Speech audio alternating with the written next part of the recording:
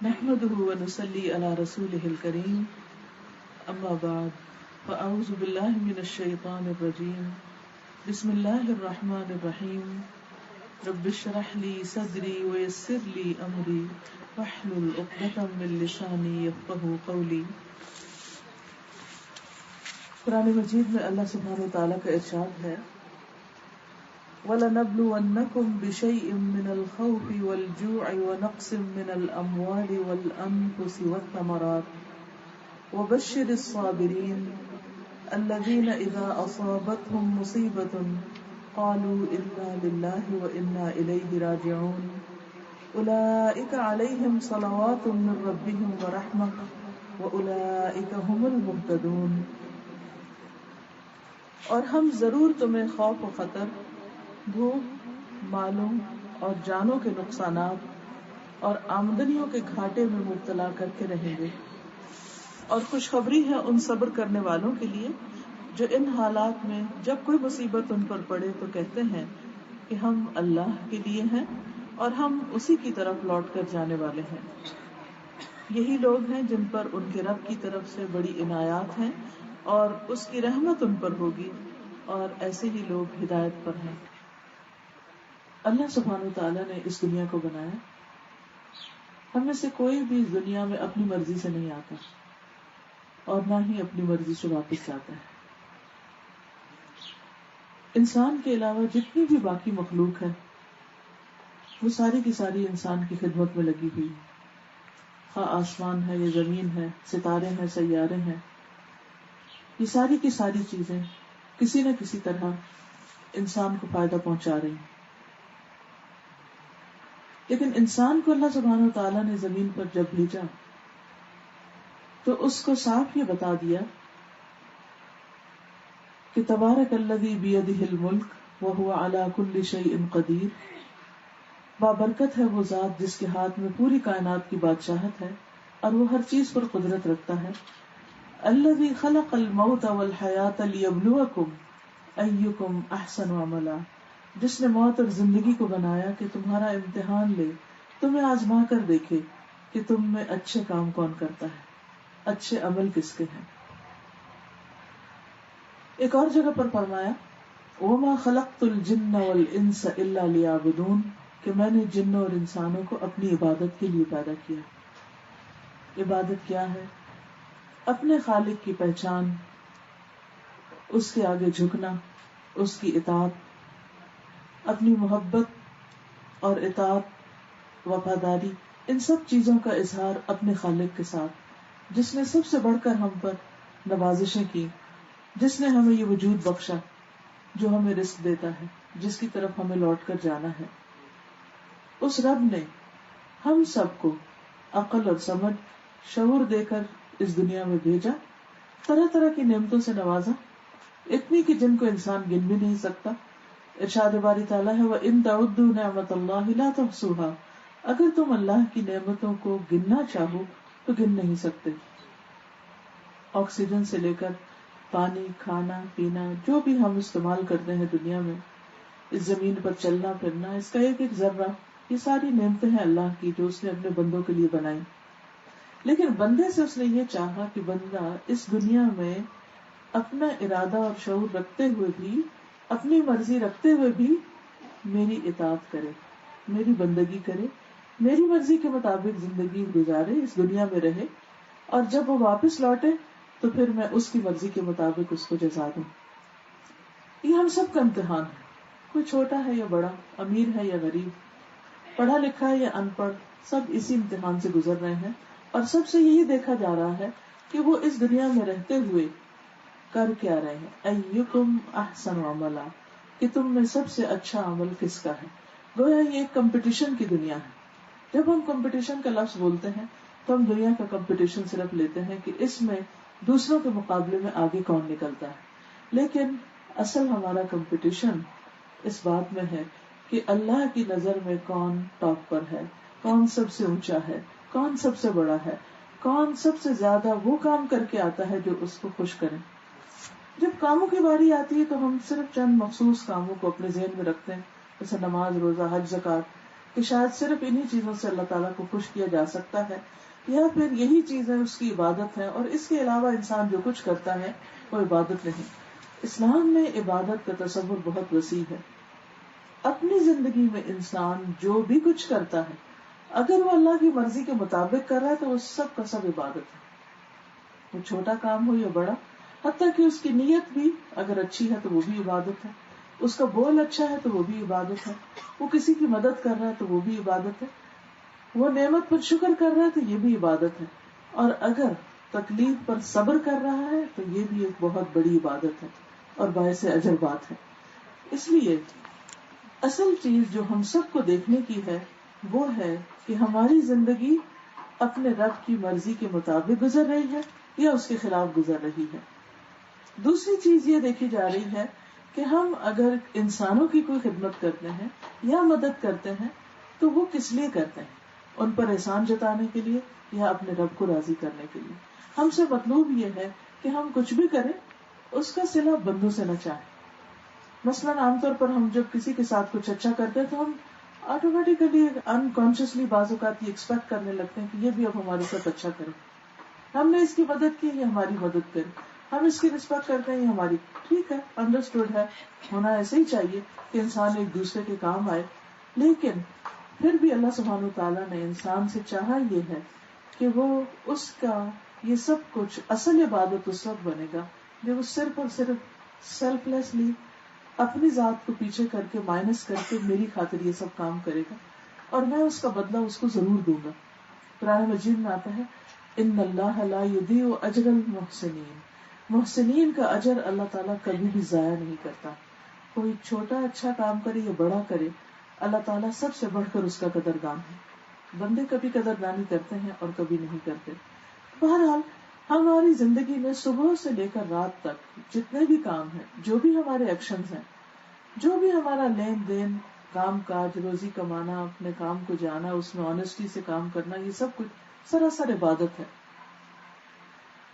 اسی طرح خاص طور پر یہ آیت جو میں نے آپ کے سامنے پڑھی ہے سورۃ البقرہ کی 155 سے 157 میں، اس میں اللہ سبحانہ وتعالیٰ فرماتے ہیں کہ اس دنیا میں رہتے ہوئے ہم تمہارا امتحان ضرور لیں گے، جیسے سورۃ الملک میں فرمایا لنبلوکم، تاکہ ہم تمہیں آزمائیں۔ ہر انسان کسی نہ کسی آزمائش میں ہے، ہر انسان کسی نہ کسی امتحان سے گزر رہا ہے۔ زندگی میں خوشیاں بھی امتحان بن جاتی اور تکلیفیں بھی امتحان ہوتی، لیکن عام طور پر ہم خوشی کو امتحان نہیں سمجھتے، ہم تکلیف کو ہی امتحان سمجھتے ہیں۔ لہٰذا اللہ سبحانہ وتعالیٰ نے یہاں پر تکلیفوں کا ہی ذکر کیا ہے۔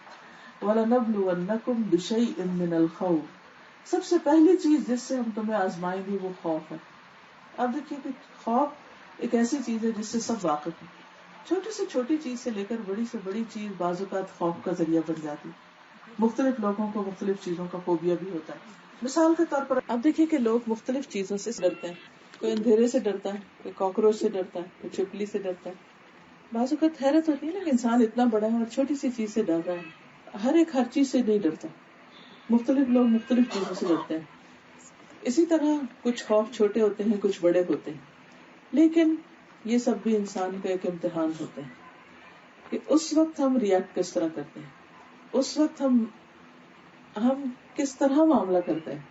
یہ کیوں ہوتا ہے؟ یعنی کہ خوف اگر انسان دیکھے تو مثلا کاکروچ ہے، جس کی شکل کو دیکھے، بعض لوگ تو دیکھ بھی نہیں سکتے اس کو دیکھے تو وہ بےچارا خود ڈرا ہوا ہوتا ہے، وہ ہم سے ڈر رہا ہوتا ہے۔ چوہا ہم سے ڈر رہا ہوتا ہے، کبھی ایسا ہوا کہ چوہا پلٹ کے آپ کی طرف آئے، وہ بھاگ رہا ہوتا ہے۔ سارے جانور اسی طرح ہی بھاگ جاتے ہیں انسان کو دیکھ کے، لیکن پھر بھی انسان ان سے ڈر رہا ہوتا ہے۔ تو اس کی بنیادی وجہ کیا ہے؟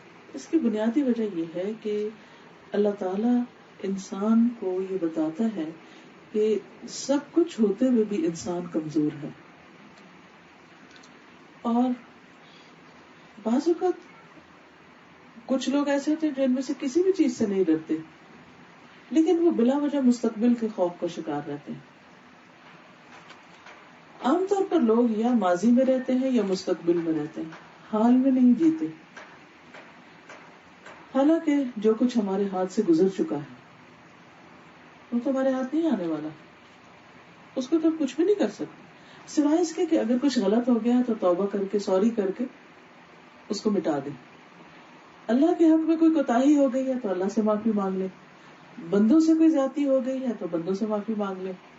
اتنا تو ہم کر سکتے ہیں, لیکن اس سے زیادہ ہم ماضی کو تبدیل نہیں کر سکتے. اسی طرح مستقبل کا خوف, مستقبل تو دیکھا ہی نہیں کسی نے. قرآن مجید میں اللہ تعالیٰ فرماتے ہیں وما تدری نفس بأی ارض تموت, کوئی شخص یہ نہیں جانتا کہ زمین پر مرے گا, کوئی شخص یہ نہیں جانتا ماذا تکسب غدا, کل کیا کرے گا, کل کیا ہونے والا ہے, کسی کو نہیں پتا. ابھی آج ہی کوئی مجھے بتا رہا تھا کہ ایک شخص اپنے گھر سے نکلا گاڑی میں اور راستے میں اس کو نہر نظر آئی تو کہتا ہے بہت گرمی لگی ہے. اس نے کنارے پہ گاڑی روکی, گاڑی میں اور لوگ بھی بیٹھے, کہتے 2 منٹ تم یہاں بیٹھو, میں ذرا ایک تھوڑا سا نہا کے آ رہا ہوں. وہ اس میں جاتا ہے اور واپس نہیں آتا, آج تک نہیں ملی اس کی باڈی. وہ پیچھے بیٹھے پریشان ہوتے بھی کیسا انسان ہے, ہمیں گاڑی میں بٹھا کے خود چلا گیا. پھر خیر اترتے تو پتہ چلتا کہ واپس. آپ دیکھیں کہ کس طرح موت اس کو لا کر کہاں کھڑا کر کے اس کو وہاں لے گئی. کسی کو نہیں پتا ہم جا رہے ہیں راستے میں کیا ہوتا ہے, صبح کیا ہوتا ہے, شام کیا ہوتا ہے, کچھ پتا نہیں. اس لیے اس فکر میں رہنے کی بجائے اور اس غم میں رہنے کی بجائے کہ ہمارے ساتھ کیا ہو گیا یا ہمارے ساتھ کیا ہوگا, انسان یہ دیکھے کہ آج اس وقت میرے پاس جو وقت ہے میں اس کو زیادہ سے زیادہ بہتر کس طرح گزار سکتی ہوں. اس کے لیے انسان کو خود اپنے ساتھ کچھ چیزوں کا ڈیسیژن لینا پڑتا ہے. مثلا آپ دیکھیں کہ جب ہم نماز پڑھ رہے ہوتے ہیں تو پڑھنے کے بعد سلام پھیرتے ہیں, دل بے چین ہوتا ہے کہ پتہ نہیں قبول بھی ہوئی کہ نہیں, اچھا پتہ نہیں کیا پڑھا, 3 رکعتیں پڑھی کہ 4 پڑھی. اکثر لوگ اس خلل کا شکار رہتے ہیں, پتہ نہیں میں نے 1 سجدہ کیا تھا یا 2 کیے. یہ کیوں ہوتا ہے؟ اس لیے کہ ہم حال میں نہیں جی رہے ہوتے, یا ہم ماضی میں جی رہے ہوتے. اس وقت بھی ہم کھڑے ہیں تو ہم کچھ سوچ رہے ہوتے ہیں, اس نے یہ کہا, اس نے یہ کیا, یا سوچ رہے ہوتے ابھی یہ کرنا ہے, ابھی یہ کرنا ہے. مائنڈ اتنا ڈیوائیڈڈ ہوتا ہے کہ ہم کسی ایک چیز پہ فوکس ہی نہیں کرتے. نتیجہ کیا ہوتا ہے کہ جو کام کر رہے ہوتے ہیں وہ بھی ٹھیک نہیں ہوتا, اور جو چیز ہاتھ میں نہیں ہے اس کے بارے میں ہم کچھ کر بھی نہیں سکتے. خدا نخواستہ اگر کسی کو کوئی حادثہ پیش آنے والا ہے تو وہ صرف پریشان ہو کے تو اس کو روک نہیں سکتا, اس کے لیے کچھ اور طریقے ہو سکتے ہیں. تو حل کیا ہے؟ اب مثلا نماز کے لیے کیا حل ہے؟ اس کے لیے حل یہ ہے کہ انسان اس وقت یہ سوچے کہ میں کیا کر رہا ہوں, اس وقت میں کیا کر رہا ہوں, میں کہاں بیٹھا ہوں, میں اللہ کے سامنے بیٹھا ہوں, مجھے اس وقت کیا کرنا چاہیے, میری سوچ کیا ہونی چاہیے. تو پوری کوشش کر کے انسان اپنی اس وقت کی نماز پر فوکس کرے اور اس کو اتنا خوبصورت پڑھے کہ جب سلام پھیرے تو واقعی اس کے دل کو قرار آ چکا ہو کہ اس نے کوئی کام کیا, نہ کہ ایسا فیلنگ ہو کہ ایک بوجھ اتار کے ہم بیٹھے. یہی حال باقی سارے کاموں کا. بس کچھ لوگوں کو بک ریڈنگ کا شوق ہوتا ہے لیکن وہ کیا کرتے ہیں کہ بکس پڑھ رہے ہوتے ہیں مگر ان کو یہ نہیں پتا ہوتا کیا پڑھ رہے ہیں, اس لائنوں کے اوپر سے گزرتے جا رہے ہیں. اگر ان سے پوچھے کہ اچھا اس طرف بتاؤ اس پورے پیج میں ہے کیا, تو کہیں گے اچھا میں دوبارہ دیکھ لوں کیا تھا. پھر ہم کہتے نہیں ہماری میموری اچھی نہیں اس لیے ایسا ہوا. بات میموری کی نہیں ہے, بات فوکس کی ہے, کیونکہ ہم پڑھ یہاں رہے تھے اور دھیان ہمارا کہیں اور تھا. اسی طرح ہم لوگوں کے ساتھ بات چیت کر رہے ہوتے ہیں یا کوئی بھی کام کر رہے ہوتے ہیں تو اس میں بھی ہم ڈیوائیڈڈ ہوتے ہیں, کسی ایک چیز میں پوری طرح انٹرسٹ نہیں لے پاتے. یہ بہت سے لوگوں کے ساتھ مسئلہ ہوتا ہے. اس کا علاج یہ ہے کہ انسان اپنے آپ کو غیر ضروری فکر سے نکال کر, بیکار کے خوف سے نکال کر, اب اس وقت کو جو اس کو نعمت کا ملا ہے اس کو انجوائے کرے. اگر کسی انسان کے ساتھ ہے اس کی کمپنی انجوائے کرے, اس کی اچھی باتوں پر نظر رکھے, اور اگر کچھ پڑھ رہا ہے کسی کتاب کے ساتھ ہے تو اس کو انجوائے کرے, کھانا پکا رہا ہے تو اس کے پکانے کو انجوائے کرے. یعنی جو بھی ہم کام کریں اس کے اندر انٹرسٹ لے کر, اس کو انجوائے کر کے, اس کے ساتھ بہتر وقت گزار کے ہم مطمئن ہو سکتے ہیں. جہاں تک وسوسوں اور پریشانیوں اور افکار کا تعلق ہے, ان سب کو اللہ کے حوالے کر دیں, یہ کہہ کر کہ یا رب تو مجھ سے زیادہ بہتر جانتا ہے, نفع اور نقصان صرف تیرے ہاتھ میں ہے, ساری دنیا میں مل کر اگر مجھ سے کوئی نعمت چھیننا چاہتی تو کوئی چھین نہیں سکتا, ہاں، اور اگر تو لینا چاہے تو کوئی اس کو روک نہیں سکتا، اور اگر تو دینا چاہے تو کوئی اس میں رکاوٹ بھی نہیں ڈال سکتا.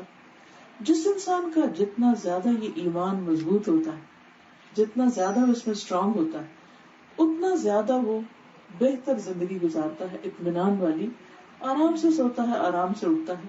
اس کو کسی قسم کا خوف نہیں ہوتا. خوف آئے گا لیکن اس کو خوف مینجمنٹ آتی ہے کہ مجھے اس کے ساتھ ڈیل کس طرح کرنا ہے. حدیث میں آتا ہے عجب لامر المؤمن، مومن کا معاملہ بہت تعجب والا ہے، بہت حیران کن ہے. ان امرہ کلہ خیر، اس کا معاملہ سارے کا سارا بھلائی پر مبنی ہے. اس کے ہر کام میں اچھائی ہے، وہ ہر چیز کو بہت اچھی طرح ڈیل کرتا ہے. ولیس ذاک لأحد الا للمؤمن، اور یہ خوبی کسی کو نصیب ہی نہیں سوائے مومن کے، کہ جس کے اندر ایمان ہے، جس کے اندر توکل ہے. وہ کیسے؟ کہ ان اصابتہ سراء شکر، جب اس کو کوئی خیر پہنچتی ہے، اچھی خبر ملتی ہے اس کو، تو شکر گزار ہوتا ہے. فکان خیرا لہ، تو یہ شکر گزاری اس کے حق میں اچھی بن جاتی، خیر ہوتی. وان اصابتہ ضراء، اور اگر کوئی تکلیف اس کو پہنچتی ہے، صبر، تو وہ صبر کرتا ہے. فکان خیرا لہ، تو وہ اس کے حق میں بہت اچھی ثابت ہوتی. اور یہ چیز مومن کے سوا کسی کو نصیب ہے. اب آپ دیکھیے کہ ہم ہر وقت دو چیزوں میں سے ایک میں ہوتے ہیں، یا ہمارا حال اچھا ہوتا ہے، ہمارے دل کا حال اچھا ہوتا ہے، ہم انجوائے کر رہے ہوتے ہیں کسی کمپنی کو، کسی کام کو، تو اس وقت کیا کرنا چاہیے؟ بار بار شکر ادا کرنا. اللہ تعالیٰ شکر ہے تو نے اتنی نعمتیں دی. انسان اپنے گھر کو دیکھے، اپنے آس پاس کی چیزوں کو دیکھے، لباس کو دیکھے، اپنی صحت کو دیکھے، شکر ادا کرتا ہے. پھر اگر اس کو یہ پریشانی ہے کہ او میرا فلاں ٹیسٹ ٹھیک نہیں آیا، تو اس وقت کہیں کہ اللہ پھر بھی تیرا شکر ہے، اس میں بھی ضرور کوئی بھلائی ہے. کیونکہ حدیث سے پتہ چلتا ہے کہ بعض درجے انسان کے عمل سے بلند نہیں ہوتے، تکلیف پر صبر کرنے سے ہوتے ہیں. بیماری کے موقع پر صبر کی وجہ سے اس کے جو درجے بلند ہوتے ہیں وہ کسی اور عمل سے نہیں ہوتے. مثلاً ہم نیکی کے بہت سے کام میں سے ہر شخص اپنی زندگی میں کرتا رہتا ہے، کیونکہ ہر انسان کے اندر اللہ نے خیر رکھی ہے. وہ ایک شکل میں یا دوسری میں کرتا ضرور ہے، ہر ایک کے کرنے کا انداز مختلف ہے. اسی لیے تو جنت میں جانے کے دروازے مختلف ہیں. کچھ لوگ باب الشکر سے جا رہے ہوں گے، کوئی باب الریان سے جا رہے ہوں گے، کوئی باب الحمد سے جا رہے ہوں گے، کوئی کسی دروازے سے، کوئی کسی سے. کیوں؟ اس لیے کہ ان کی زندگی میں وہ نیکی دوسریوں کے مقابلے میں زیادہ ہوگی. کچھ ایسے ہوں گے جن کو ہر طرف سے انویٹیشن مل رہا ہوگا. اب ایسا کیوں؟ کیونکہ ہر شخص کا مزاج مختلف ہے. کسی کا نماز میں بڑا دل لگتا ہے، کسی کا انسانوں کی خدمت میں بڑا دل لگتا ہے، کسی کا ذکر میں بڑا دل لگتا ہے، کسی کا کچھ اور کرنے میں دل لگتا ہے. تو ہر انسان اپنے اپنے طور پر نیکی، بھلائی اور خیر کے طریقے اختیار کرتا ہے. لیکن اس کے باوجود وہ انف نہیں ہوتی ایک خاص منزل تک پہنچنے کے لیے. جیسے مثال کے طور پر کچھ عمارتیں بہت اونچی ہوتی ہیں، ان تک جانے کے لیے سیڑھیاں کافی نہیں ہوتی، اس کے لیے لفٹ چاہیے ہوتی. اب سیڑھیوں پر انسان چڑھتا رہتا ہے، نیکی کے ایک ایک کام کر کے درجہ بلند ہوتا رہتا ہے. جیسے حدیث میں آتا ہے کہ انسان قیامت کے دن جتنی آیتیں اس کو یاد ہوں گی اتنے اس کے درجے جنت میں بلند ہوں گے، اور ہر آیت کے بدلے ایک ایک درجہ بلند ہوگا. اور اگر کسی کو سارا ہی قرآن یاد ہے تو 6666 آیتیں، اتنے درجے بلند ہوں گے. اب کسی شخص کو تو قرآن یاد ہی کوئی نہیں ہے، تو کیا کرے؟ اس کے درجے اس رستے سے نہیں بلند ہو سکتے، کیونکہ وہ ہے ہی نہیں چیز اس کے پاس. ہاں، اس کے لیے کوئی اور ذریعہ ہو سکتا ہے اس کے درجوں کی بلندی کا، اور بعض اوقات وہ اس کا تکلیف پر صبر کرنا، کیونکہ تکلیف سے تو کوئی انسان خالی ہے ہی نہیں. کیونکہ اللہ تعالیٰ فرماتے ہیں وَلَنَبْلُوَنَّكُمْ بِشَيْءٍ مِّنَ الْخَوْفِ وَالْجُوعِ، کہیں بھوک ہے، 2 وقت کی روٹی نہیں ہے انسان کے پاس، غربت ہے. اب اس کا امتحان وہاں سے آ گیا، اب اس بھوک میں وہ آزمایا جا رہا ہے. شاید ہم اس کا ایکسپیرینس نہ کر سکیں، ہم اس کو اپنے سے ریلیٹ نہ کر سکیں، کیونکہ ہم نے کبھی یہ کیفیت دیکھی نہیں. لیکن وہ دنیا میں ہزاروں، لاکھوں اور کروڑوں لوگ ایسے ہیں کہ جو صبح یا شام اس کیفیت سے گزرتے ہیں کہ واقعی ان کا چولہا نہیں جلتا، ان کے پاس کھانے کو واقعی کچھ نہیں ہوتا، ہے ہی کچھ نہیں. دیکھیے آپ ایک شخص جس کی تنخواہ 10,000 بھی ہے، دودھ، آٹا، چاول، ان سب چیزوں کا ریٹ آپ کو پتہ کیا ہے؟ جس کے 5 بچے ہیں، 10,000 اس کی تنخواہ ہے، وہ کس چیز کو پورا کر سکتا ہے؟ یا تو کوئی غلط طریقہ اختیار کرے گا، یا اگر وہ آنےسٹی کے ساتھ صرف اس کے اندر رہنا چاہتا ہے تو لازمی اس کو کہیں نہ کہیں سے کسر لگے گی. یہ امتحان ہے. اللہ نے کچھ لوگوں کا رزق زیادہ کر دیا، کچھ کا کم. یہ اللہ کی اپنی تقسیم ہے، دونوں ہی کی آزمائش ہے. لیکن جس کے اوپر بھوک ہے اس کی آزمائش بہت زیادہ ہے، تکلیف دہ آزمائش ہے. اس پر اگر وہ صبر کرتا ہے تو اللہ تعالیٰ اس کے لیے اجر لکھتا ہے. پھر فرمایا وَنَقْصٍ مِّنَ الْأَمْوَالِ، مال کی کمی. کبھی آمدنی کا ذریعہ بند ہوتا ہے، کبھی جاب چلی جاتی ہے، کبھی ریٹائرمنٹ ہو جاتی ہے، کبھی کسی طرح مال کم ہو جاتا ہے، کبھی اچانک کوئی ایسی بیماری آ جاتی ہے کہ جو انسان کے سارے ایسٹس کو ختم کر دیتی. پچھلے دنوں کسی کے بارے میں جو پتا چلا، اس کا کینسر ڈائگنوز ہوا، اس کے صرف 2.5 ہفتے بعد وہ فوت ہو گیا. لیکن اس 2.5 ہفتے میں لاکھوں روپے اس کے خرچ ہو گئے، کیونکہ ایک انجیکشن 3 لاکھ روپے کا. نہ لگوائیں تو کیا کریں، لگوائیں تو کیا کریں. بہت سے ایسے کیسز آپ نے بھی سنے ہوں گے کہ جس میں اچانک بیماری پر اتنا خرچ ہو گیا کہ بندہ صرف خود فوت نہیں ہوا، اپنی پوری زندگی کی کمائی خرچ کر کے فوت ہو گیا. پیچھے بچے ہیں، یتیم بیوہ عورت ہے ہی نہیں کچھ ان کے پاس. کہاں تھے، کہاں آ گئے چند دنوں کے اندر. ایسے واقعات ہمارے آس پاس پھیلے ہوئے ہیں. کسی کو نہیں پتا کل کس کے ساتھ کیا ہونے والا ہے. اسی لیے وہ دعا سکھائے گی کہ انسان بری بیماریوں سے پناہ مانگتا رہے کہ اللہ تو ایسی تکلیفوں سے محفوظ رکھ، کیونکہ ایسا نہ ہو کہ ہم جائیں تو ہمارے وجہ سے دوسروں کی زندگی عذاب میں پڑ جائے، یا یہ کہ ہم کسی کے اوپر وبال جان بن جائیں. کیونکہ بعض تکلیفیں ایسی ہوتی ہیں کہ جس پر صبر نہیں ہوتا، لوگ پھر قرض لے کر بھی بیمار کا علاج کرواتے ہیں، کیونکہ اب انسان ہے، اس پر کیا کیا جا سکتا. تو یہ اللہ تعالیٰ کی طرف سے ایک آزمائش ہوتی ہے. پھر فرمایا والانفس، جانوں کی کمی، انسانوں کی کمی ہو جاتی زندگی، خصوصاً پیاروں کی کمی، کمپینینز کی، محبت کرنے والے رشتوں کی. دنیا سے رخصت ہو جاتے ہیں، ساتھ چھوڑ جاتے ہیں، جا کر واپس بھی نہیں آتے، یا ویسے ہی جدائیاں پڑ جاتی. بچوں کی شادی کی، سال ہر سال شکل دیکھنے کو نہیں ملتی، یا کچھ اور وجہ ہو جاتی ہے، اغوا ہو جاتے ہیں بچے، بعض کی کوئی اور تکلیف پڑ جاتی، بعض کو اللہ تعالیٰ اولاد نہیں دیتا کسی بھی طرح. بعض بزنس پارٹنر ہوتے ہیں، ایک پارٹنر چھوڑ کے چلا جاتا ہے، انسانوں کی کمی ہوگی. سروینٹس چلے جاتے ہیں، کمی ہوگی. یہ بھی ایک آزمائش ہوتی ہے، یہ بھی ایک تکلیف کا وقت ہوتا ہے، یہ بھی ایک امتحان ہوتا ہے. بس ثمرات، اور پھلوں کی کمی. ثمرات میں صرف فروٹس نہیں ہوتے، ثمرات ہر چیز کا جو آؤٹ کم ہوتا ہے اس کو کہتے ہیں. اب مسئلہ آپ دیکھیں، پچھلے دنوں جو سیلاب آیا ہے، تو سر ہماری ٹیمز کچھ کراچی کی وزٹ کرنے کے لیے گئے، کچھ علاقوں کو انٹیریئر سندھ میں، کچھ سوشل ویلفیئر کا کام، کچھ اور لوگوں کی مدد کرنے کے لیے.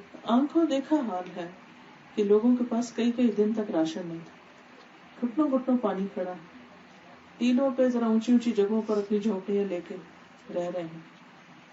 کہیں کوئی اسکول نہیں، کوئی ایجوکیشن نہیں، کوئی کاروبار نہیں، کوئی بزنس نہیں. کپاس کے کھیت کیچڑ تلے دب گئے، سبزیاں تباہ ہو گئی، فصل چلے گئے.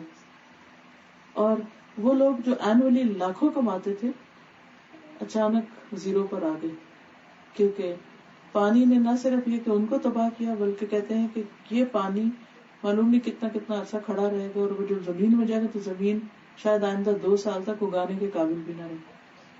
کس کو پتا تھا کہ کیا ہونے لگا ہے، کہاں سے بلا آئی پتہ ہی نہیں چلا، ہر چیز اڑا کے لے گئی. پھر اسی طرح جانور بہ جاتے ہیں. تو یہ ساری تکلیفیں دنیا میں ہیں، اور یہ سب انسان کا امتحان ہے. ون وے اور دی ادر انسان کا ٹیسٹ ہوتا ہے. ایسے موقع پر اب جو ہونا ہوتا ہے وہ تو ہو جاتا ہے. کرنا کیا چاہیے؟ وبشر الصابرین، خوشخبری دے دو صبر کرنے والوں، صبر کرنے والوں کے لیے خوشخبری. کیا خوشخبری؟ الذین اذا اصابتهم مصیبۃ، جب ان کو کوئی مصیبت آتی ہے، قالوا انا للہ و انا الیہ راجعون، تو وہ انا للہ پڑھتے ہیں. یہ ہم صرف عام طور پر وفات کے موقع پر پڑھتے ہیں. صحابہ کے اگر لیمپ بھی بجھ جاتا، بجلی چلی جاتی، تو اس پر بھی وہ انا للہ پڑھتے کہ ہم اللہ کے لیے اور اسی کی طرف جانے والے. اگر دوسرے چلے گئے ہیں، مال چلا گیا یا اولاد چلی گئی یا آمدنی میں گھاٹا ہو گیا یا کوئی اور نقصان ہو گیا، تو یہ چند دن کی بات ہے. مومن کو صبر کس سے آتا ہے؟ دو چیزوں سے. ایک یہ کہ اس کو پتا ہے کہ یہ ایک میرا امتحان ہے، آج اگر یہ چیز لے لی گئی ہے تو کل اللہ تعالیٰ دے بھی دے گا. دوسری یہ کہ اس کے لینے پر اجر ہی اللہ کے ہاں اس کا بہت بڑا اجر ہے. کیونکہ قیامت کے دن جب صبر کرنے والے اپنا اجر پائیں گے تو اس وقت جن کو دنیا میں کوئی خاص تکلیف نہیں پہنچی وہ تمنا کریں گے کہ کاش ہمارے ساتھ بھی یہ سارے حادثات ہوتے، ہم بھی صبر کرتے اور اسی طرح کا ہمیں بھی اجر ملتا ہے جو ان کو مل رہا ہے، کیونکہ ان کا اجر بے حساب ہے. قرآن مجید میں اللہ تعالیٰ فرماتے ہیں انما یوفی الصابرون اجرہم بغیر حساب.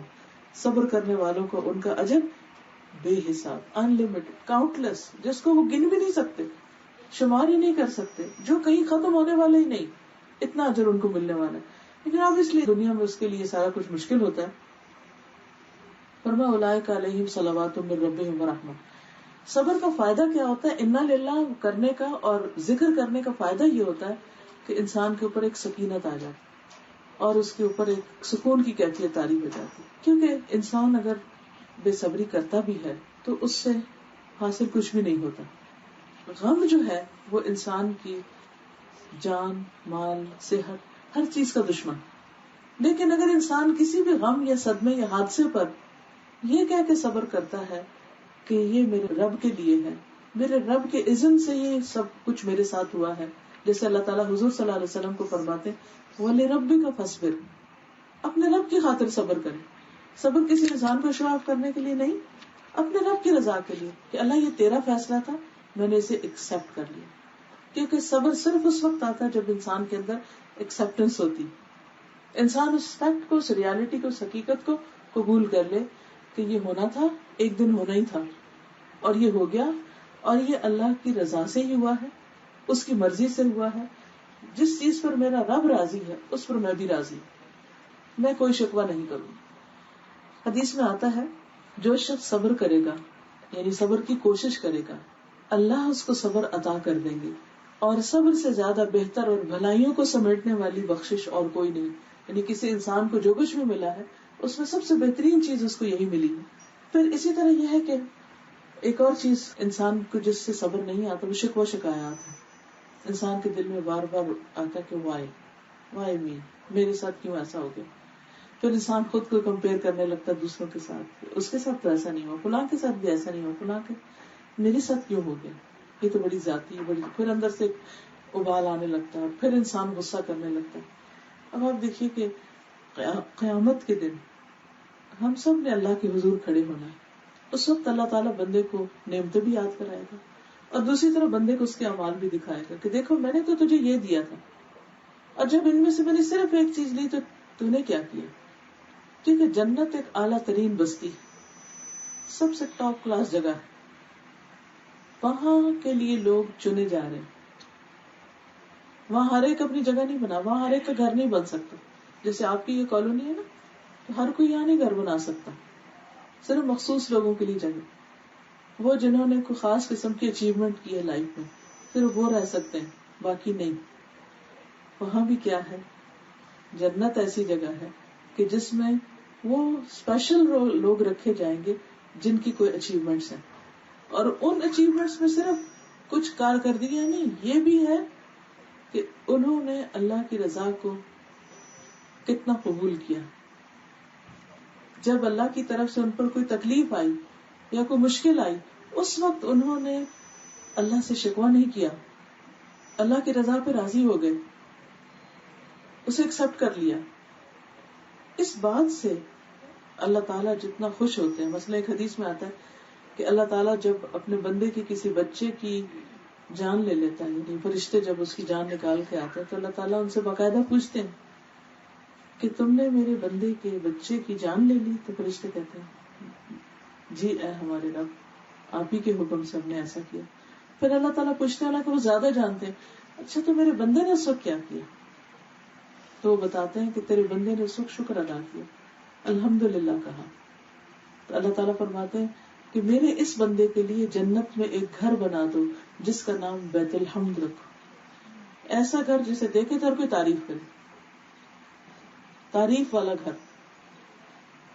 تکلیف پر جو اللہ کی تعریف کرتا ہے، اللہ اس کے لیے ایسا انعام رکھتا ہے کہ جس کو جو بھی دیکھے اس کی تعریف کرے. آگے کے بازو کا تو ہم کسی ڈرائیو پر نکلتے ہیں نا تو گھروں کو دیکھتے ہیں، اچھا یہ گھر سب سے اچھا ہے، اس کا ڈیزائن اچھا ہے، یہ ایسا ہی ویسا ہے. کچھ جگہ ایسی ہوتی ہیں، مثلا آپ یہاں سے لاہور سے ٹریول کر رہے ہیں، راستے میں گزرتے ہیں تو کوئی مخصوص گھر یا جگہ ایسی ہوتی ہے جن کی آپ ضرور تعریف کریے، دیکھیں وہ جگہ آگے کتنی خوبصورت ہے. تو ایسا صبر کرنے والوں کے لیے جنت میں ایسا مقام ہوگا کہ جسے دیکھ کر، یعنی ایسی اسپیشل جگہ کہ جسے دیکھ کے ہر کوئی تعریف کرے. اتنا خوبصورت گھر، لیکن یہ کس کے حصے میں آئے گا؟ وہ جس کا دل خوبصورت تھا، جس کی سوچ خوبصورت تھی، جس کی زبان خوبصورت تھی کہ جب اس کے منہ سے کچھ نکلتا تو خیر اور بھلائی کا کلمہ ہی نکلتا تھا. لیکن یہ صرف اس وقت ہو سکتا ہے جب ہم اپنے اوپر کنٹرول رکھیں، کیونکہ ہم اچھا بولیں یا برا بولیں، جو کچھ ہو چکا وہ تبدیل نہیں ہو سکتا. اب چوائس ہمارے پاس ہے کہ ہم کیا کہتے ہیں. اچھا کہیں گے تو اللہ کے یہاں اچھا لکھا جائے گا، اور اگر اللہ سے ناراضگی بھی کرتے ہیں اور ہم شکوہ بھی کرتے ہیں اور ہم چیختے چلاتے بھی، رونے میں کوئی ممانعت نہیں، لیکن چیخنا منع ہے. نوحہ منع ہے کہ انسان مردے کے اوپر اتنا زور زور سے بیان کرے کہ جس میں اندر دل میں کچھ بھی نہ ہو، صرف ایک تسنو کے ساتھ. ان چیزوں سے منع کیا گیا ہے. کیوں؟ اس لیے کہ مومن کا ایک اکرام ہے، مومن کی ایک شخصیت ہے، اس کی پرسنالٹی ہے. ہر انسان اپنی شخصیت کے ساتھ پہچانا جاتا ہے، اور انسان کا اخلاق ہے. ہر انسان کی کچھ وائبز بھی ہوتی ہیں، وہ کس چیز سے بنتی ہے؟ جیسا وہ اندر ہوتا ہے. اگر ہماری پازیٹیو تھنکنگ ہے، اگر ہم سوچتے اچھی طرح، ہمارا دل خوبصورت ہے، اس میں کسی کے لیے کوئی گرج نہیں، کوئی میل نہیں، کسی کے لیے کوئی حسد نہیں، کوئی بغض نہیں، نفرت نہیں، تو یہ ہو نہیں سکتا کہ وہ خوبصورت دل جو ہے وہ انسان کے بہیویئر میں یا اس کے معاملے میں ریفلیکٹ نہ کرے. لازمی ہوگا، جیسا شیشہ ہوگا نا، جتنی اس کی پالش اچھی ہوگی اتنی خوبصورت چیز اس میں نظر آئے گی.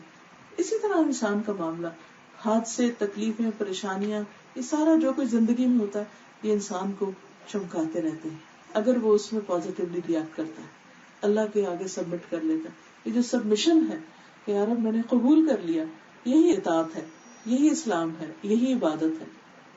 عبادت صرف نماز روزہ نہیں ہے، عبادت تکلیف میں صبر کرنا بھی ہے. پھر اسی طرح جس قوم پر یا جن لوگوں سے اللہ جتنا زیادہ راضی ہوتا ہے، خوش ہوتا ہے، ان کا امتحان اتنا بڑا ہوتا ہے، ان کے اوپر اتنی بڑی آزمائش آتی ہے، اور ان کا درجہ بھی اس کے بعد اتنا ہی بڑا ہوتا ہے. دنیاوی اعتبار سے بھی آپ دیکھیں کہ جتنی بڑی ڈگری ہوتی ہے اتنا ہی مشکل اس کا امتحان ہوتا ہے. تو اصل چیز ہے کہ کوئی بھی موقع ہو زندگی کسی بھی قسم کا، اپنوں سے معاملہ ہو، بیگانوں سے ہو، غیروں سے ہو، رشتہ داروں سے ہو، انسان اگر تھوڑی دیر کے لیے اپنے اندر ایکسپٹینس کا لیول لے آتا ہے. بعض لوگوں کے ساتھ معاملہ بہت مشکل ہوتا ہے، بہت سے لوگ اپنے گھروں میں پریشان رہتے ہیں کسی کی بدمزاجی کی وجہ سے، کسی کی ناسمجھی کی وجہ سے، چاہے وہ سرونٹ ہو یا کوئی بچے ہوں یا ہسبینڈ ہو یا رشتہ دار ہو. کسی کے لیے ساس کا مسئلہ ہے، کسی کے لیے بہو مسئلہ ہے، کسی کے لیے بہن بھائی مسئلہ ہے، کسی کے لیے نیبرز مسئلہ ہے. ہر انسان کو کچھ نہ کچھ پیش آتا رہتا ہے. اب یہ سارا کچھ اللہ چاہے تو ایک سیکنڈ میں ٹھیک کر دے، لیکن کیوں اللہ نے یہ ساری چیزیں رکھی؟ کیونکہ یہ ساری چیزیں انسان کو گھڑتی رہتی، چمکاتی رہتی ایک ڈائمنڈ کی طرح. پھر اس کے اندر ایسی خوبصورتی اور ایسی چمک آ جاتی ہے کہ جو اس کے بغیر نہیں آتی. تو یہ اللہ کا ایک طریقہ ہے، ایک قانون ہے، اور اس کو ہمیں ایکسپٹ کرنا ہوگا. اور اگر نہیں کرتے، نیگیٹولی ریئیکٹ کرتے ہیں، تو بھی ہمارے چیخنے چلانے سے یا ریئیکٹ کرنے سے کسی بھی چیز میں کوئی تبدیلی نہیں آتی. ہاں، جو ہمیں ملنا تھا صبر پہ اجر، وہ ختم ہو کے رہ جاتا. پھر اسی طرح آپ دیکھیے کہ بعض اوقات ایسا ہوتا ہے کہ جو جتنا قریب ہوتا ہے اتنا بڑا ٹیسٹ ہوتا ہے. مثلاً زیادہ امتحان ہمارے اپنے رشتہ داروں میں ہوتا ہے. ہم ان کے ساتھ احسان کرتے ہیں، لیکن وہ پلٹ کر ہمارے ساتھ ویسا سلوک نہیں کرتے. یہ کرتے ہیں تو ہمیں محسوس نہیں ہوتا، لیکن اس یک طرفہ احسان کا بدلہ کتنا ہے، اس کا اجر کتنا ہے، بے حساب. ایک شخص آیا حضور صلی اللہ علیہ وسلم کے پاس اور کہنے لگا کہ میرے کچھ رشتے دار ہیں، میں ان کے ساتھ اچھا کرتا ہوں، میرے ساتھ برا کرتے ہیں، میں ان کو دیتا ہوں، وہ مجھے کچھ نہیں دیتے، میں ان کے ساتھ اچھی طرح بات کرتا ہوں اور میرے ساتھ وہ بدسلوکی کرتے ہیں۔ آپ نے فرمایا اگر تم ایسا ہی کرتے ہو جیسا تم کہہ رہے ہو تو اللہ کی طرف سے ایک فرشتہ مقرر کر دیا جاتا ہے جو تمہاری طرف سے ان سب باتوں کا جواب دیتا ہے، اور تم گویا ان کے منہ میں راکھ بھر رہے ہو، یعنی تمہارے لیے اجر ہے، لیکن اس سارے سلوک کا ان کو کیا مل رہا ہے؟ ان کے نامہ اعمال میں کیا ہے؟ راکھ کیا ہوتی ہے؟ جلے ہوئے کاغذوں کی یا لکڑی کی، کسی بھی چیز کی۔ ان کی نیکیاں برباد ہو رہی ہیں، ان کا اجر ضائع ہو رہا ہے، لیکن تمہیں تمہارا اجر بے حساب ملے گا۔ ایک موقع پر آپ نے فرمایا کہ جو شخص یہ چاہتا ہو کہ اس کی عمر میں برکت، اس کے رزق میں برکت، اسے چاہیے کہ اپنے رشتے داروں کے ساتھ اچھا سلوک کرے، چاہے وہ اچھا کرے یا نہ کرے۔ یہ ان کا دین ہے، یہ ان کا اخلاق ہے، یہ ان کی مرضی، یہ ان پر ڈپینڈ کرتا ہے۔ ہمارے لیے کیا ہے کہ ہم اچھا کریں، اور اچھا کرنے والا وہ نہیں ہوتا۔ ایک اور جگہ پر آپ نے فرمایا کہ لیس الواصل بالمکافأہ، صلہ رحمی کرنے والا وہ نہیں ہوتا جو بدلے میں صلہ رحمی کرتا ہے۔ صلہ رحمی اصل میں وہ کرتا ہے کہ کوئی اس کے ساتھ اس کا رشتہ دار برا کرے اور وہ جواباً پھر بھی اچھا کرے، جو اس کو محروم کرے وہ اس کو دے، جو اس سے کاٹے وہ اس سے جوڑے، جو اس کے ساتھ برا کرے وہ اس سے اچھا کرے۔ جب تک یہ اخلاق پیدا نہیں ہوتا اس وقت تک اس کے ثمرات اور اس کے نتائج سامنے نہیں آتے۔ ہم میں سے ہر شخص یہ چاہتا ہے کہ اس کی عمر لمبی ہو، یا زندگی میں جتنا بھی ہے وہ زندہ وہ کچھ اچھے کام کر جائے، یا پھر یہ کہ اس کے رزق میں برکت ہو۔ بعض اوقات ہزاروں لاکھوں انسان کے پاس ہوتے ہیں مگر برکت نہیں ہوتی، کچھ سمجھ ہی نہیں آتی کہاں سے آیا کہاں گیا۔ یہ سب چیزیں کب نصیب ہوتی ہیں؟ اس اخلاق کی وجہ سے کہ جو انسان لوگوں کے رویے سے بلند ہو کے رکھتا ہے۔ ایک وہ اخلاق ہوتا ہے کہ جیسا کرو ویسا تم بھی کرو، کوئی اچھا کرتا ہے تو آپ بھی اچھے ہو کر کے، کوئی اچھا نہیں کرتا تو آپ اس کے ساتھ برا کرتے۔ اور ایک یہ ہوتا ہے کہ کوئی برا کرتا ہے اور آپ اچھا کرتے۔ اصل اخلاق اس کو کہا گیا، یعنی اخلاق کی ڈیفینیشن یہ نہیں کہ جب کوئی آپ کے ساتھ اسمائل کر رہا تو آپ بھی اسمائل کر رہے ہیں۔ اخلاق یہ ہے کہ کوئی اسمائل نہیں کر رہا اور پھر بھی آپ اسمائل کریں، کوئی سلام آپ کو نہیں کرتا آپ پھر بھی خود جا کے کر لیتے ہیں، کوئی آپ کا خیال نہیں رکھتا آپ پھر بھی رکھ لیتے ہیں، کوئی آپ کو وزٹ نہیں کرتا آپ پھر بھی کر لیتے ہیں۔ یہ کسی کا سوال ہے کہ کیا دوسرے کی طرف سے حج یا عمرہ کیا جا سکتا ہے؟ کیا جا سکتا ہے، خاص طور پر اگر کسی نے حج کی نظر مانی اور وہ خود نہ جا پا رہا ہو، یا پھر یہ کہ اس پہ حج فرض تھا اور وہ فوت ہو گیا، یا وہ زندہ ہے لیکن بیمار اتنا ہے کہ وہ خود نہیں کر سکتا، تو اس کو کہتے ہیں نیابتاً کرنا، کہ کسی کی طرف سے۔ اور اس میں یہ ہے کہ وہ شخص اپنے خرچے پر دوسرے کو بھیج دے، یا پھر اگر وہ فوت ہو چکا ہے، مثلا والد ہے یا کوئی قریبی رشتہ دار ہے، تو دوسرے اس کی طرف سے کر دیں۔ اس میں یہ ہے کہ اگر حج ہو سکتا ہے تو اسی طرح عمرہ بدل بھی ہو سکتا ہے، اس کو حج بدل کہتے ہیں، تو عمرہ بدل بھی ہو سکتا ہے، دونوں کی طرف سے ہو سکتا ہے۔ خالی طواف کا ذکر نہیں آتا، لیکن آپ دیکھیے کہ جب بڑی چیز ہو سکتی تو اس کے چھوٹے یونٹس بھی کیے جا سکتے ہیں، یعنی اس پر قیاس کر سکتے ہیں۔ ادروائز کوئی ایسی اس پر نص نہیں ہے، لیکن چونکہ ایک بڑی چیز ہے، حج کا اگر اجازت دی گئی ہے تو اسی پر قیاس کر کے عمرہ اور اسی پر پھر آگے کیا جا سکتا ہے طواف وغیرہ۔ اس میں یہ ہے کہ اگر کسی کا اپنا فرض رہتا ہے تو پہلے وہ پورا کرے پھر دوسرے کی طرف سے کرے۔ یہاں پر ایک حدیث ہے، حضرت عبداللہ بن عباس سے روایت ہے کہ قبیلہ جہینہ کی ایک عورت نبی صلی اللہ علیہ وسلم کی خدمت میں حاضر ہوئی، عرض کیا میری ماں نے حج کی نظر مانی تھی۔ بعض اوقات ہوتا نا کہ ہمارا یہ کام ہو جائے تو ہم عمرہ کو جائیں گے، لیکن حج کرنے سے پہلے فوت ہو گئی، موسم نہیں آیا ہوگا، کیا میں اس کی طرف سے حج ادا کر دوں؟ نبی صلی اللہ علیہ وسلم نے فرمایا جی ہاں، اس کی طرف سے حج ادا کرو، یعنی اسے ثواب مل جائے گا۔ اور ہاں سنو، اگر تمہاری والدہ پر قرض ہوتا تو کیا تم اسے ادا کرتی؟ اس نے عرض کیا جی ہاں۔ پھر نبی صلی اللہ علیہ وسلم نے فرمایا اللہ کا قرض بھی ادا کرو، یعنی نظر جو ہے، کیونکہ اللہ زیادہ حقدار ہے کہ اس کا قرض ادا کیا جائے۔ اسی طرح یہ ہے کہ ایک عورت نے عرض کیا نبی صلی اللہ علیہ وسلم کو کہ یا رسول اللہ صلی اللہ علیہ وسلم، میرے بوڑھے باپ پر حج فرض ہے، مالدار ہو گئے اسی وجہ سے، لیکن وہ اونٹ پر سوار ہونے کی ہمت نہیں رکھتا۔ اب وہ زندہ ہے نا، جو آپ کا سوال ہے کہ کیا زندہ ہو پھر بھی اب وہ خود نہیں جا سکتا، کوئی بھی مجبوری ہو سکتی ہے کہ جس کی وجہ سے انسان نہ جا سکے. تو ایسی صورت میں کیا میں اس کی طرف سے حج کر دوں؟ تو آپ نے فرمایا تم اپنے باپ کی طرف سے حج کر دیں. عورت مرد کی طرف سے بھی کر سکتی یا مرد عورت کا بھی حج بدل کر سکتا ہے. مردے کے لیے بہترین تحفہ کیا ہے؟ سب سے پہلے تو یہ ہے کہ اگر اس کا کوئی قرض ہے تو وہ ادا کیا جائے، کیونکہ قرض کی ادائیگی شہید سے بھی معاف نہیں. جب شہید ہو جاتا ہے تو اس کو فوراً جنت میں داخلہ مل جاتا ہے. ہاں اگر قرض ہوتا ہے اس کے اوپر تو جب تک وہ ادا نہ ہو تو اس کی روح معلق رہتی ہے، اس لیے اس میں دیر نہیں کرنی چاہیے. پھر اسی طرح اگر میت کے ذمے روزے تھے تو وارثوں کو رکھ لینے چاہیے. اگر ان میں سے کوئی رکھنے کے قابل نہیں تو اس کا فدیہ دے دینا چاہیے، جیسے بیمار کا فدیہ دیتے ہیں، ایک مسکین کا کھانا. اسی طرح قربانی میت کی طرف سے حدیث میں آتا ہے کہ حضرت جابر فرماتے ہیں نبی کریم صلی اللہ علیہ وسلم نے عید کے دن 2 مینڈھے ذبح کیے جو کہ سینگوں والے چتکبرے تھے. جب ان کو لٹایا تو فرمایا انی وجہت وجہی للذی فطر السماوات والارض حنیفا وما انا من المشرکین ان صلاتی و نسکی و محیای و مماتی للہ رب العالمین آخر تک. پھر فرمایا اے اللہ یہ قربانی جو تیرا ہی عطیہ تھی، تو نے مجھے دیا یہ جانور جسے تیری ہی راہ میں قربان کر رہا ہوں، اسے محمد صلی اللہ علیہ وسلم اور ان کی امت کی طرف سے قبول فرما. دیکھیے کہ نبی صلی اللہ علیہ وسلم کو اپنی امت سے کتنا پیار تھا، لیکن آج ہم امت آپ سے کتنا پیار کرتے ہیں، میں سارے کو الگ الگ سوچنا چاہیے. آپ نے ایک مینڈا پوری امت کی طرف سے ذبح کر دی. مثلاً آپ یہ کر سکتے ہیں کہ ایک جانور اپنے جتنے فوت شدہ رشتے دار ہیں سب کے نام سے کر دیں، سب کو ثواب پہنچ جائے گا انشاءاللہ. اور پھر نبی صلی اللہ علیہ وسلم نے بسم اللہ کہہ کر دونوں مینڈے ذبح فرما دیے.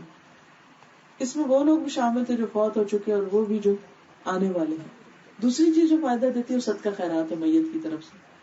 صدقہ خیرات کی ہم نے بس ایک مشہور قسم بنائی ہوئی ہے کہ آپ کسی یتیم خانے کو کچھ دے دیں یا آپ مسجد میں روٹی بھجوا دیں یا کچھ، صرف یہی قسم نہیں ہے. ویسے تو کسی بھی طرز جگہ رکھنا، اگر آپ پرندوں کے لیے پانی بھی رکھتے ہیں تو بھی صدقہ ہے، پرندوں کو دانا ڈالنا وہ بھی صدقہ ہے. لیکن جو صدقہ جاریہ کی قسم ہے ان کا بھی اہتمام کرنا چاہیے، اور اس میں اچھی کتابیں چھپوانا، مثلا روڈز بنوانا، اسکولز بنوانا، ایسے کام کرنا کہ جس سے زیادہ لوگوں کو میکسیمم فائدہ پہنچے.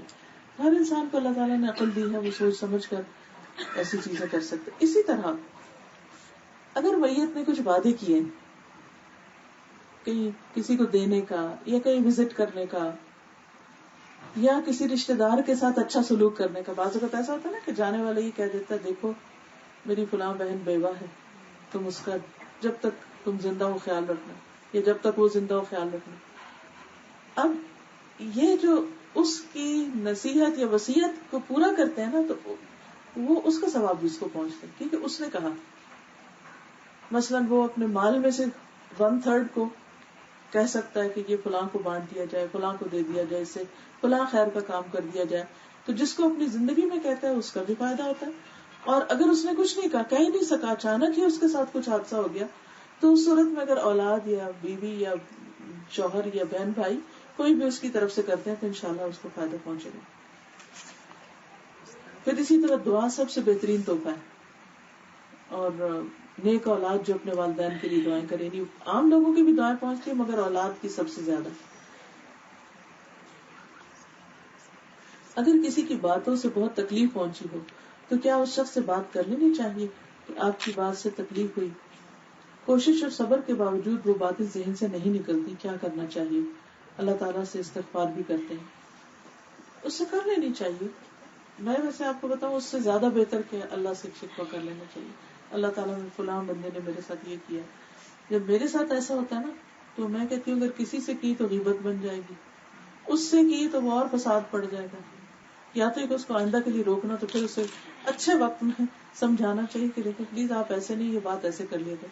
جن لوگوں سے روز کا واسطہ ہو، بس ہسبینڈ وائف کے بیچ میں اتنی کمیونیکیشن ہونی چاہیے کہ ایک دوسرے کو جب سننے میں کے موڈ میں ہو اس وقت یہ کہہ سکیں کہ دیکھیں اگر آپ یہ بات ایسے نہیں اس طرح کر دیں تو زیادہ بہتر ہوگا، مجھے زیادہ اچھی لگے گی. اپنی اچھی بری بتا دینی چاہیے، اس کی بھی اچھی بری بتانی کہ مجھے آپ کی عادت بہت پسند ہے لیکن اس چیز سے مجھے تکلیف ہوتی ہے.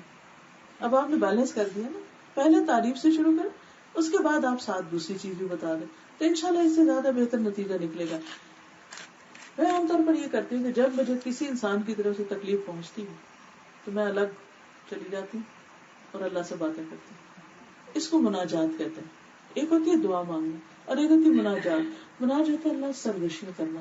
اللہ تعالیٰ آپ دیکھیں, ہم کسی کو بھی تو فون اٹھا کے باتیں کرتے ہیں, آپ سمجھیں کہ دوسری طرف کوئی سن رہا ہے اور وہ سب سے زیادہ سنتا ہے. کہ اللہ تعالیٰ اس نے میرے ساتھ یہ کیا, اب آپ دیکھیں نا, اس کو یہ تو نہیں کہنا چاہیے تھا, اب میں بہت ہرٹ ہو گئی ہوں, اب ایسا ہے, اب آپ میرے دل کو ٹھیک کر دیں, اب میں نے اس کو معاف کر دیا, آپ مجھے بھی معاف کر دیں, وغیرہ وغیرہ. جو دل میں بولیں, خوب بولیں, چپ چپ بولیں, اور اللہ معاف کرنے والے اور وہ سننے والا ہے. اور آپ یہ نسخہ آزما کر دیکھیں, آپ کا دل ٹھیک ہو جائے گا. کیونکہ یہ نہ ہو آپ بتانے چلیں اور وہ پہلے سے بھی زیادہ سن کر واپس آئے. بعض لوگ نبی صلی اللہ علیہ وسلم کی طرف سے قربانی کرتے ہیں, ایسا کرنا درست ہے, یا عمرہ کر سکتے ہیں. آپ نے اپنی امت کے لیے کیا تو امت کیوں نہ کرے, آپ بھی کر لیجیے. ٹھیک ہے جی. قربانی کے بارے میں ایک چیز یاد رکھیے کہ اس کا کوئی تعلق جاب سے نہیں ہے, اس کا تعلق زکوٰۃ سے نہیں ہے, کسی چیز سے. قربانی ایک سالانہ محبت کا ٹوکن ہے جو ہم اللہ تعالیٰ کی نظر کرتے ہیں, جس سے بندوں کو بہت سے فائدے بھی پہنچتے ہیں. اگر اس کے پیچھے ہسٹری پہ جائیں تو حضرت ابراہیم علیہ السلام نے قربانی میں کیا دینا چاہا تھا؟ اپنا بیٹا. اللہ نے کسی اور چیز سے بدل دیا. جو کنڈیشن رکھی گئی وہ استطاعت ہے کہ اگر کسی کی حیثیت ہے تو وہ کرے, اور اگر حیثیت ہے اور پھر نہیں کرتا تو آپ نے فرمایا پھر وہ ہمارے مصلی یعنی عیدگاہ میں نہ آئے. بعض لوگ کہتے ہیں کہ جی قربانی کی جگہ آپ کسی غریب کو کچھ جہیز دے دیں, کسی کا گھر بنوا دیں, وہ سارا سال ہے کرنے کے لیے, کسی نے کبھی نہیں روکا کہ آپ اچھے کام نہ کریں. لیکن قربانی ایک ریچول ہے اور ریچولز کے اپنے کچھ فائدے ہوتے ہیں. آپ کو معلوم ہے کہ کچھ لوگ صرف قربانی ہی کا گوشت کھا سکتے ہیں. ہم ہر سال الحمدللہ الہدا کی طرف سے انٹیریئر سندھ میں قربانیاں کرواتے ہیں. ہمارے اپنے اسٹوڈینٹس ہیں جن کے آگے رشتہ دار کے ذریعے ہم سارا خود ارینج کرتے ہیں. آپ یقین کریں کہ آس پاس کے گاؤں سے بھی ٹرالیاں پہ بیٹھ کے لوگ آتے ہیں, اور ہر سال اضافہ ہو رہا ہے ان میں, کیونکہ ان کو پتا ہے کہ یہاں یہ لوگ کریں گے, جگہ بن گئی, یہ کریں گے. اور وہ لوگ ہوتے ہیں جو سال میں بس وہی ایک دفعہ ان کو وہ گوشت کی تھیلی ملتی ہے, نتھنگ ایلس. اتنی استطاعت ہی نہیں کہ ایک جانور خرید سکیں یا قربان کر سکیں. اور یہ صرف ہمارے ملک میں نہیں, اور بھی کنٹریز میں ایسا ہے. اس لیے قربانی کرنا جو ہے ایک تو صدقہ نکل جاتا ہے. جان کا صدقہ جو ہے وہ ایک بہت اعلیٰ درجے کا صدقہ ہے. ہم ویسے نہیں کرتے تو چلے سال میں اس موقع پر سے. دوسرا یہ ہے کہ کھانے پینے کے لیے وافر مقدار میں گوشت. تیسرا یہ کہ ان کو مل جاتا ہے جن کو کبھی نہیں ملا. پھر اسی طرح کچھ ان لوگوں کا بزنس بن جاتا ہے کہ جو سارا سال بےچارے جانور پالتے ہیں صرف اس شوق میں کہ ہم کو خرید لے گا. ان کی سال بھر کی کمائی صرف یہی ہوتی ہے. اب اگر ہم خریدتے ہی نہیں تو اس انڈسٹری کو یا اس بزنس کو بوم نہیں ملتا. کوئی نہیں خریدے گا, وہ ماندہ ہو جائے گا کاروبار, وہ لے جائیں گے واپس, ادھر ادھر کر دیں گے. تو اللہ سبحانہ و تعالیٰ نے جب کچھ ریچولز ہم پر لازم کیے ہیں تو ضرور کچھ حکمت ہے اس کے پیچھے. تو اگر استطاعت ہو, آپ سمجھتے ہیں کہ ہاں میرے پاس ہے پیسے, اگر میں نے 10,000 کا جانور دے دیا پھر بھی میرے پاس 50,000 بچتے ہیں جس سے میرے فلاں خرچے پورے ہو جاتے ہیں, آپ ضرور کریں, تقسیم کر لیں. آپ ایک کہیں دے دیں, گھر میں کر لیں. کئی دفعہ ایسے بھی ہوتا ہے نا کہ ہمارے رشتے دار کسی خاص گاؤں میں رہ رہے ہوتے ہیں, برادری کے لوگ ہوتے ہیں, ان لوگوں کی حیثیت نہیں ہوتی. آپ یہ کر سکتے ہیں, گھر میں آپ کی 2 قربانیاں, ایک آپ خود کر لیں, ایک اپنے رشتے داروں کو بھجوا دیں, انہیں کہیں کہ یہ آپ کر لیں. اسی طرح قرآن پاک, مجھ سے جب کو پوچھتا ہے کہ قرآن پاک کیوں پڑھیں, تو میں کہتی ہوں کہ ہمارے ہر سوال کا جواب ہے اس میں. اللہ تعالیٰ اس کو کہتے ہیں ذالک الکتاب لا ریب فیہ ھدی للمتقین. اور میں آپ کو گارنٹی دیتی ہوں کہ آپ اس کو سمجھ کر پڑھیں, آپ کو ہر الجھن کا جواب ملے گا, کیونکہ وہ مینز آف کمیونیکیشن ہے بٹوین اس اینڈ اور رب. ہم کس طرح اپنے رب سے بات کریں, کہاں سے پتہ چلے کہ وہ کیا کہہ رہا ہے؟ ہم تو بولے جائیں گے اپنی طرف سے, وہ کیسے بتائے گا؟ اسی لیے قرآن مجید جو ہے یہ کلام اللہ ہے, اللہ کا کلام ہے. اس کو اللہ تعالیٰ نے اپنی اسپیچ کہا ہے, یعنی گویا وہ ہم سے بات کرتا ہے اس کے ذریعے. اور اس کا علم اتنا پرفیکٹ ہے کہ اس کو پتا تھا کہ اس کے مخلوق جو اس کے بندوں کے ذہن میں کیا کیا سوال آئیں گے, کیا کیا پریشانیاں ہوں گی, ان کو زندگی میں جو بھی جس طرح کی بھی گائیڈنس چاہیے ہوگی وہ ان کو ملے گی, اور ہر دفعہ ایک نیا لیسن ہوگا.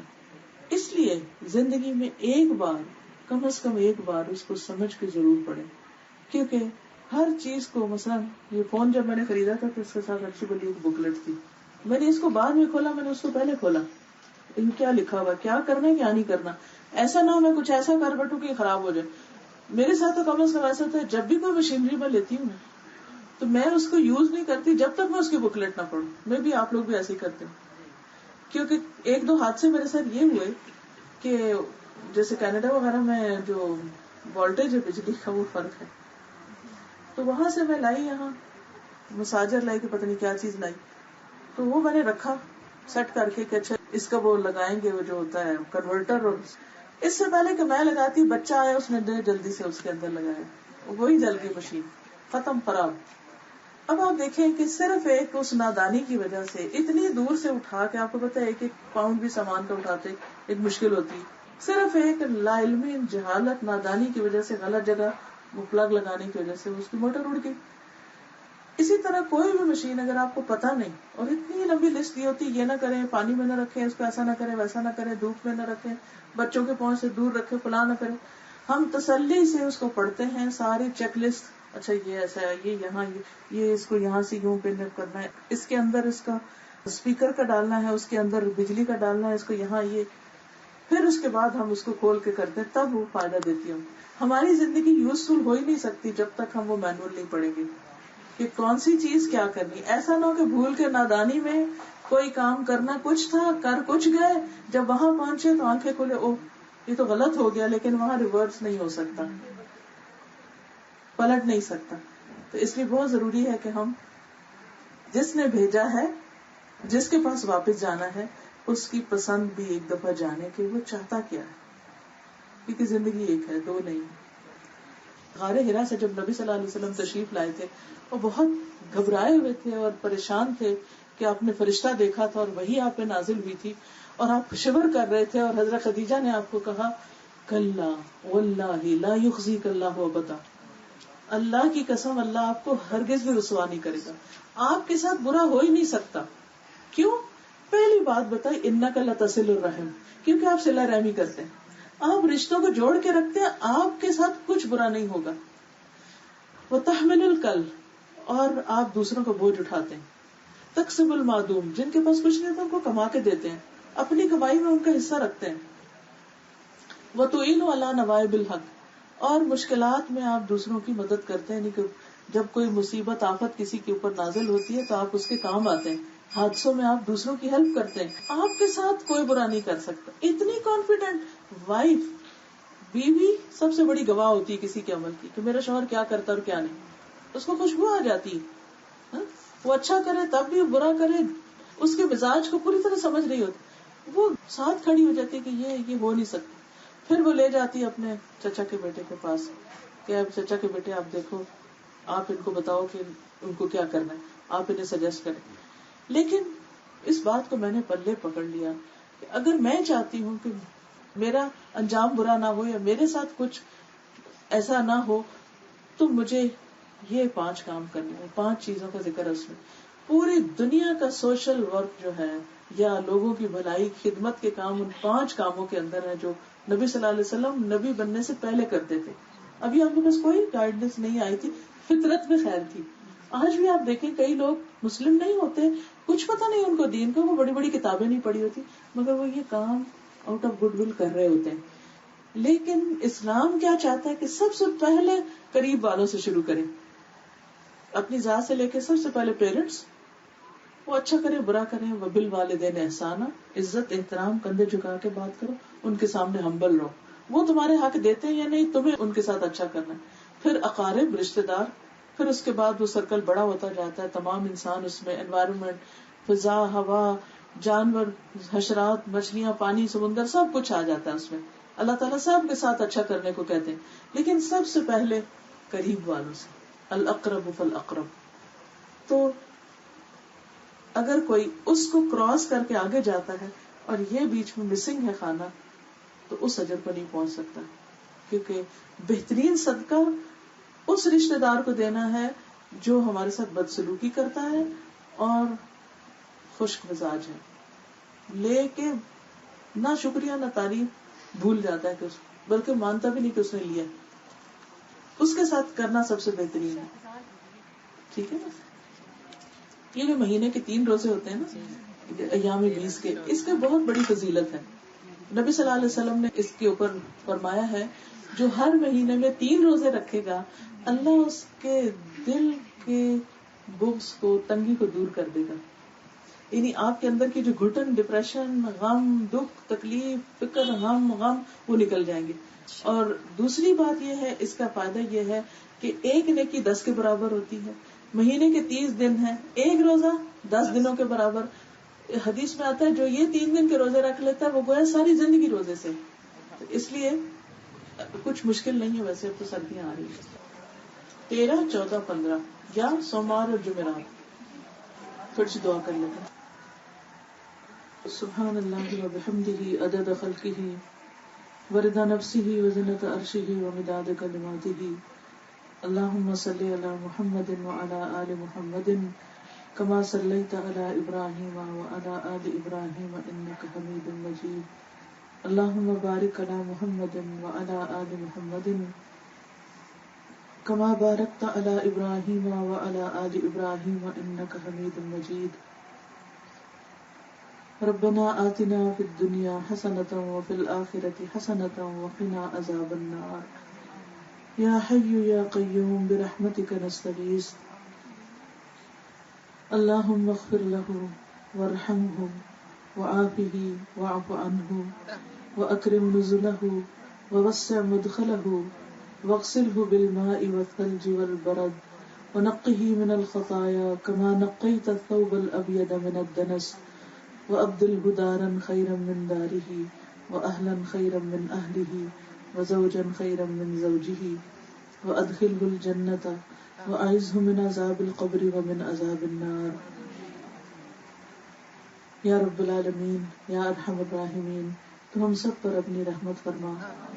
یا اللہ، جن کی وفات ہوئی ہے تو انہیں بخش دے، ان پر رحم فرما، ان سے درگزر فرما، ان کی اچھی مہمانی کر، ان کے داخل ہونے کی جگہ کھلی کر دے، انہیں برف، پانی اور اولوں سے دھو ڈال، انہیں خطاؤں سے اس طرح صاف کر دے جیسے سفید کپڑا میل کچیل سے صاف کیا جاتا ہے.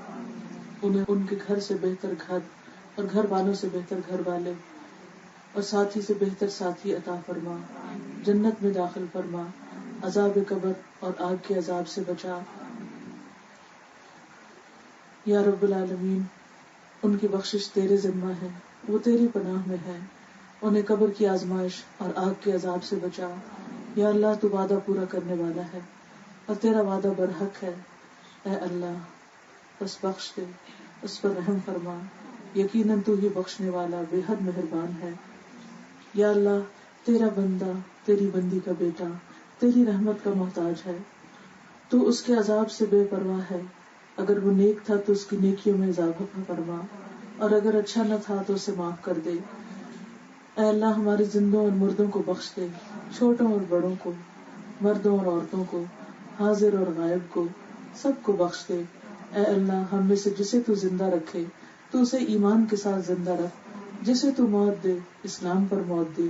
اے اللہ، ہمیں اس کے اجر سے محروم نہ رکھ اور اس کے بعد ہمیں گمراہ نہ کرنا. اے اللہ، ان کو معاف فرما دے، ہدایت یافتہ لوگوں میں ان کا درجہ بلند فرما اور باقی لوگوں میں سے ان کے جانشین مقرر فرما. یا رب العالمین، ہمیں اور ان کو بخش دے، ان کی قبر میں کشادگی پیدا فرما، اس میں ان کے لیے روشنی فرما. یا حی یا قیوم برحمتک نستغیث. لا الہ الا انت سبحانک انی کنت من الظالمین. یا اللہ، جو کچھ ہم نے پڑھا ہے ہمیں عمل کرنے والا بنا اس پر. یا اللہ، ہمارے دلوں کو اطمینان اور سکون عطا فرما. یا رب العالمین، جانے والی کی اہلیہ کو صبر جمیل عطا فرما، ان کے بچوں کو ان کے لیے بہترین صدقہ جاریہ بنا، ان کے درجات بلند فرما. یا رب العالمین، ہم سب کی کوتاہیوں سے بھی درگزر فرما، اس گھر پر اپنی خیر و برکت نازل فرما اور ہم صرف وہ کریں جو تجھے راضی کر دے. اور ہر اس چیز سے بچے جو تیری ناراضگی کا سبب ہو. یا اللہ اپنی محبت ہمارے دل میں ہر چیز کی محبت سے زیادہ کر دے. یا رب العالمین ہمیں اپنی زبان کی حفاظت کی توفیق دے، غیبت اور برے القاب اور بری باتوں سے پناہ دے. ربنا تقبل منا انك انت السميع العليم وتب علينا انك انت التواب الرحيم. وصلى الله تعالى على خير خلقه محمد وعلى آله وأصحابه وأهل بيته أجمعين برحمتك يا أرحم الراحمين. إلهي آمين. سبحانك اللهم وبحمدك نشهد أن لا إله إلا أنت نستغفرك ونتوب إليك.